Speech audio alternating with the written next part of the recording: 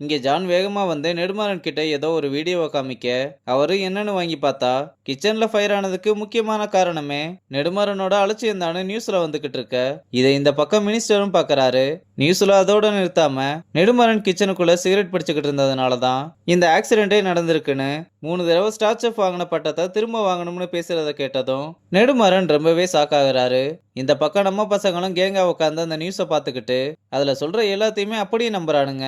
அப்ப வெற்றி வந்து அங்க அவ்வளவு வேலை இருக்கும்போது இங்க என்னடா பண்ணிக்கிட்டு இருக்கீங்கன்னு கேட்க, அவங்கிட்டயே அந்த வீடியோவை காமிச்சு அந்த ஆளு மாட்டுவாருன்னு எனக்கு நல்லாவே தெரியும்னு சொல்ல, ஏன்டா நியூஸ்ல தான் அப்படி சொல்லிக்கிட்டு இருக்கானுங்க, நீங்களும் அதை அப்படியே நம்புவீங்களா?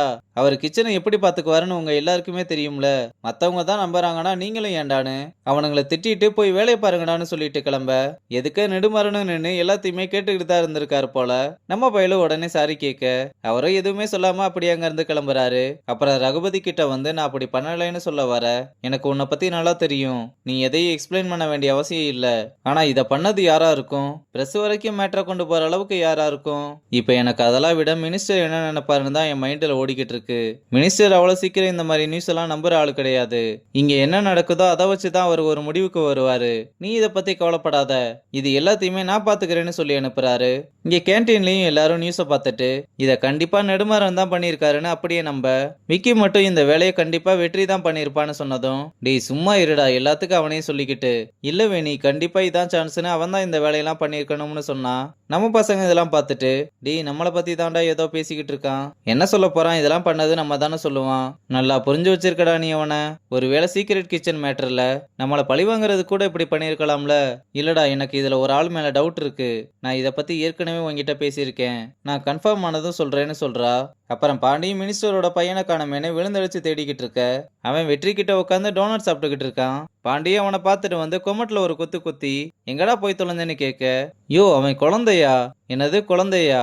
இந்த ரெசார்ட் முழுக்க ஓடிப்பாரு அப்ப தெரியும். யோ விடியா, சின்ன பையன் அப்படிதான் ஓடி விளையாடுவான்னு சொல்றான். அந்த பையனும் டோனட் ரொம்ப நல்லா இருக்குன்னு சொல்லிட்டு காலையில ஒரு அங்கிள் பிரேக்ஃபாஸ்ட் கொடுத்தாங்க, அது நல்லாவே இல்லைன்னு சொன்னதும், யாருடா அந்த அங்கிள்னு கேட்டா, ஹைட்டா மண்டையில முடி இல்லாம இருந்தாருன்னு சொன்னதும் நம்ம பசங்களும் நெடுமாறன்டான்னு சிரிச்சுக்கிட்டு இருக்க, அப்ப நெடுமாறன் அந்த பக்கம் போறத பார்த்து அந்த அங்கிள் அங்க போறாருன்னு வேகமா ஓடி வந்து, உங்க ஃபிட்டு எனக்கு சுத்தமாவே பிடிக்கலன்னு மூஞ்சுக்கு நேரா சொல்ல, நம்ம பசங்க சிரிப்பு அடக்க முடியாம சிரிச்சுக்கிட்டு இருக்கானுங்க.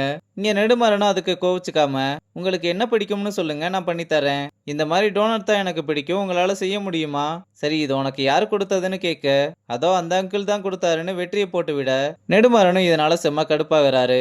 அப்புறம் பேண்ட்ரியில உட்காந்து குட்டி பையன் சாப்பிட்டுக்கிட்டு இருக்கும் போது பாட்டி வந்து அதை பார்த்துட்டு, என்ன நீ கண்டதெல்லாம் சாப்பிட்டுக்கிட்டு இருக்க, இதை யார் உனக்கு கொடுத்ததுன்னு கேட்டதும் அப்படியே திரும்பி பாண்டிய பார்க்க, ஐயோ நான் கொடுக்கல அவன் தான் கொடுத்தான்னு வெற்றியை போட்டு விடுறான். வெற்றியும் வந்து நான் தான் கொடுத்தேன்னு சொல்ல, இதெல்லாம் சாப்பிட்டா அவங்க அம்மா அவனை விட்டுட்டு என்னதான் பிடிச்சுக்குவா மேடம், நீங்க நினைக்கிற மாதிரி இது இல்ல, இது எல்லாமே ஆரோக்கியமான முறையில செஞ்சது, நீங்க வேணும்னா ஒரு தடவை சாப்பிட்டு பாருங்கன்னு அவங்கள உட்கார வச்சுட்டு வேகமா ரெடி பண்ணி எடுத்துட்டு வந்து கொடுக்கறான். அவங்களும் ஒரு பைட் மட்டும் சாப்பிட்டு பார்த்து, இது திணையில பண்ணதா, ரொம்ப நல்லா இருக்கு, இந்த மாதிரி ஃபுட்டெல்லாம் நான் இங்கே கிடைக்கும்னு எதிர்பார்க்கவே இல்லை, எல்லாத்தையுமே தேடி தேடி வாங்கியிருக்கோம், எங்க அம்மா இந்த மாதிரி நிறைய பண்ணுவாங்க, எனக்கு அப்படியே நான் சின்ன வயசுல சாப்பிட்டதெல்லாம் ஞாபகம் வந்துருச்சுன்னு சொல்றாங்க. அப்புறம் பாட்டியும் குட்டி பையனோட சேர்ந்து எல்லா ஃபுட்டையுமே நல்லா விரும்பி சாப்பிட்றாங்க. இங்க ரெடி பண்ண டிஷஸ் எல்லாத்தையுமே டேபிள்ல அரேஞ்ச் பண்ணிக்கிட்டு இருக்க மினிஸ்டரோட ஃபேமிலியை இன்னும் காணமேனு நெடுமாறன் வாட்சையே பார்த்துக்கிட்டு இருக்காரு. அப்ப ஜான் வந்து நெடுமாறன் கிட்ட விசாரிச்சு பார்த்ததுல மினிஸ்டரோட ஃபேமிலி பேண்ட்ரியில சாப்பிட்டுக்கிட்டு இருக்காங்கன்னு சொல்ல, இதை கேட்டு நெடுமாறன் ரொம்பவே கடுப்பாகிறாரு.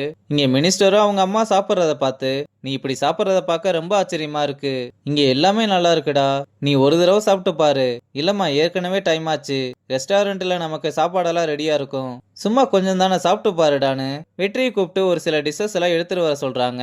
அப்ப சிவாவும் ஐசு கிட்ட, நம்ம ஃபுட்டெல்லாம் கொடுத்து விட்டு அவ்வளவு நேரம் ஆயிருச்சு, ஆனா இவங்க இங்க என்ன பண்றாங்க, எனக்கு மட்டும் எப்படா தெரியும், ஆனா எனக்கு என்னமோ பெருசா ஏதோ நடக்க போகுதுன்னு தோணுதுன்னு சொல்றான்.